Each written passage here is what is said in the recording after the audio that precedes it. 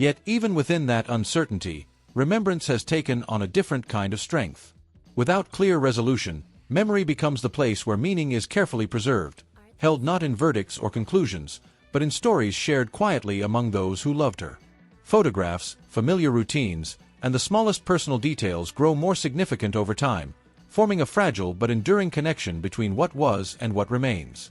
For many families living with unanswered loss, healing does not follow a straight path.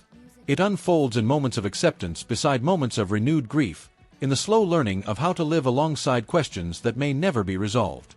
What endures, however, is love's persistence, the refusal to let a life be reduced to mystery alone. Through remembrance, advocacy, and the simple act of speaking her name, they continue to affirm that her story is more than the uncertainty surrounding its end. And in that quiet affirmation lies a different form of closure, not the closing of a case, but the steady honoring of a life. Though answers may remain distant, care does not. Memory does not. And in the gentle determination to keep both alive, her presence continues to shape the world in ways silence never could. They speak of milestones that now exist only in imagination, projects she might have completed, places she hoped to see, friendships and love that would have continued to grow alongside her. These possibilities linger like unwritten chapters, reminding everyone who knew her how much of the future can rest within a single life. The sorrow is not only for what ended, but for everything that was still becoming. Yet in remembering her spirit, friends also find something that endures beyond loss. Her determination, her creative energy, and the kindness she offered in ordinary moments continue to influence the way they move through their own lives. Some pursue dreams with greater courage because she once encouraged them to try. Others choose patience and loyalty because that is what she showed so naturally. In this way, the future she was denied quietly reshapes the futures still unfolding around her. Grief remains woven through these memories, but so does gratitude, for laughter shared, for hope once spoken aloud, for the simple gift of having known her at all. And within that mingling of sorrow and thankfulness, her presence persists, not as a story frozen in tragedy, but as a living echo carried forward by those who refuse to let her light fade. For investigators, such cases often linger long after files are archived, carried quietly as reminders of the limits within even the most determined pursuit of truth. Every unresolved detail becomes a question that resists silence, urging continued reflection on what might have been missed, misunderstood, or simply impossible to prove. The passage of time may cool public attention, yet for those who worked the case, and for those who loved her, the search for clarity rarely fades. These moments also expose the delicate balance within justice itself.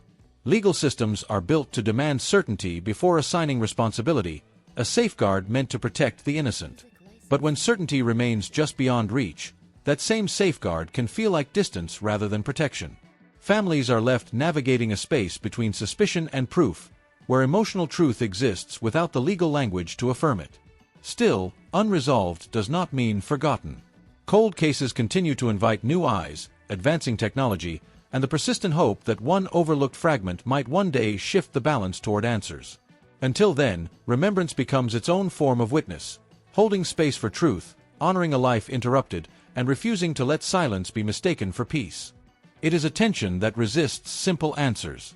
A justice system strong enough to guard against wrongful conviction must demand certainty, yet that same demand can deepen the pain of families who live without acknowledgement or closure.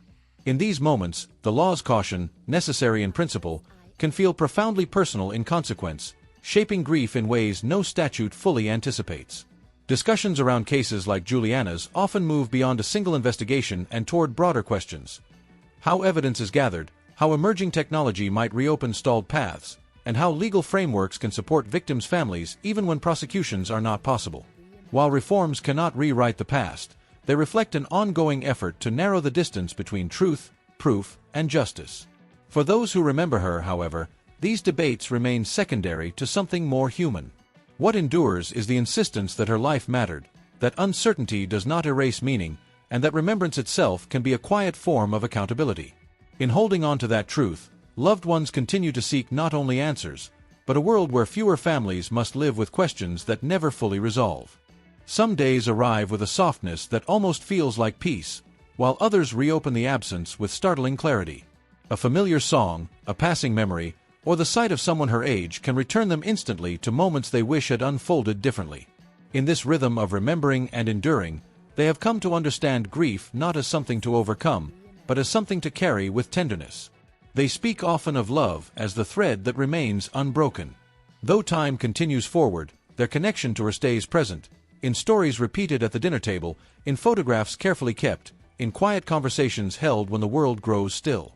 These small rituals do not remove the pain, yet they protect what matters most: the certainty that she is remembered not for how she was lost, but for how deeply she was loved. And within that enduring love lies a quiet resilience. Life, even altered, continues to ask for movement, for moments of laughter, for new memories formed beside old ones, for the courage to keep living while honoring what cannot return. In choosing that path each day, they shape a form of healing that is gentle, unfinished, and profoundly human.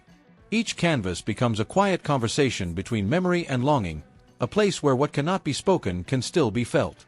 In the layering of paint and the rhythm of repeated strokes, grief finds motion instead of silence. Viewers may see color and form, but for her, every shade carries a moment, every texture holds a memory, and every finished piece keeps connection from fading. Over time, these works begin to speak not only of loss, but of endurance. They reveal how creativity can transform sorrow into something that reaches beyond the self, offering recognition to others who carry unseen pain, and reminding them they are not alone in their remembering. What began as a private act of survival slowly becomes a shared language of healing. In this way, Juliana's presence lingers within the art itself. Not confined to the past, but moving forward through expression, emotion, and the quiet courage required to keep creating. And with every new painting, love takes another form, visible, lasting, and gently refusing to disappear. His efforts are rarely dramatic, yet they carry a steady determination, the kind built from love that has nowhere else to go. In speaking her name, revisiting unanswered questions, and urging others not to forget, he transforms private grief into something outward-facing. Advocacy becomes not only a search for answers, but a way to protect her story from being reduced to time or distance. Those who watch his persistence often recognize a deeper truth within it, that love can continue as action. Even without resolution, the act of remembering aloud challenges silence and keeps the possibility of justice alive. Each conversation, each appeal for attention, becomes another quiet statement that her life still matters in the present, not only in memory. And in that refusal to let meaning disappear, something enduring takes shape. Remembrance becomes movement rather than stillness, an ongoing promise that loss will be met with voice, care, and the courage to keep seeking light where certainty has yet to arrive. Time, in these moments, feels divided into two separate currents, one that carries the world forward, and another that circles endlessly around a single absence. Families learn to exist between those currents, participating in daily life while quietly holding a past that never fully releases them. The contrast can be isolating, as ordinary conversations continue around a loss that still feels immediate. Yet even when public attention fades, remembrance does not depend on headlines. It survives in routines, in anniversaries marked with care, in the simple act of speaking a name so it will not be forgotten.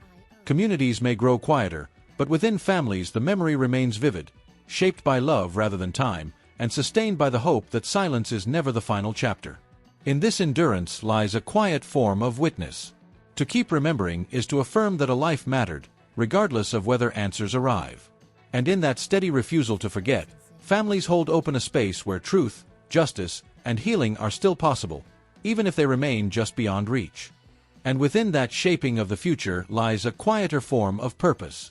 When people listen closely to stories marked by loss, they begin to notice the fragile places in their own communities, the moments where attention, protection, or compassion might make a difference. What begins as sorrow can slowly widen into responsibility, urging individuals and institutions alike to respond with greater care. These conversations do not erase what happened, yet they prevent silence from settling too comfortably. They ask difficult questions about how people are supported, how warnings are recognized, and how justice can be strengthened for those who might otherwise be overlooked. In doing so, memory becomes more than reflection. It becomes guidance aimed toward prevention and dignity. And so the story's influence extends beyond its unanswered ending. It lives in heightened awareness, in policies reconsidered, in ordinary people choosing to look out for one another with deeper intention. Though the past cannot be rewritten, the future remains open, and within that openness rests the quiet hope that remembrance can still lead to protection, care, and change. Those ripples move outward in ways that are often invisible to anyone outside the circle of loss. Friends reconsider old conversations. Families measure time differently. Communities carry a quiet awareness that safety, once assumed, is never guaranteed. What appears to be a single event becomes, in truth, a long unfolding of emotional consequences shared by many. When listeners look beyond the mystery, they begin to see the deeper responsibility such stories carry. They are not only puzzles to solve, but lives to honor, reminders to treat one another with greater care, to notice vulnerability before it becomes danger, and to hold empathy at the center of attention. In this shift of perspective, fascination gives way to understanding. And through that understanding, remembrance finds its most meaningful purpose. Not in the details that remain uncertain, but in the compassion that grows from telling the story with care. In choosing to see the humanity first, audiences help ensure that what endures is not the darkness of the crime, but the quiet insistence that every life touched by it still matters. And within that journey, something deeply human continues to unfold.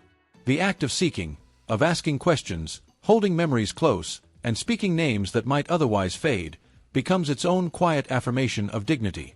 Even without resolution, this persistence resists the erasure that time can bring, insisting that meaning does not depend solely on answers.